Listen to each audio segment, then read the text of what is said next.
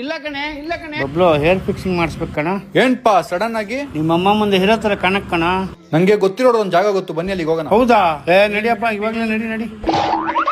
ಅಪ್ಪ ಇಷ್ಟು ವರ್ಷ ಅಲ್ದ್ರೆ ಇವತ್ತು ಯಾಕೆ ಮಾಡಿಸ್ತವ್ರೆ?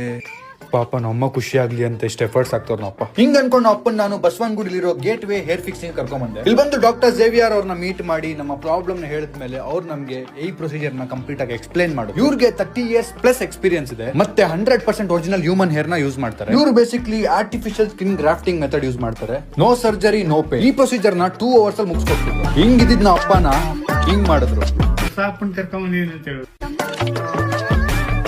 ನಮ್ಮ ಅಪ್ಪನ ಕರ್ಕೊಂಡು ನಮ್ಮ ಅಮ್ಮಗ್ ಸರ್ಪ್ರೈಸ್ ಕೊಡೋಣ ಅಂತ ಹೋದಾಗೆ ನಂಗೆ ಗೊತ್ತಾಗಿದ್ ವಿಷಯ ಏನು ಅಂತ. ಯಾಕಮ್ಮ ಖುಷಿಯಾಗಿಲ್ವಾ?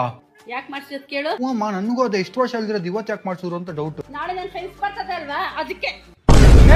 ಇಲ್ಲ ಕಣೆ ಮೈ ಡಿಯರ್ ಡ್ಯಾಡಿ, ಇದಾ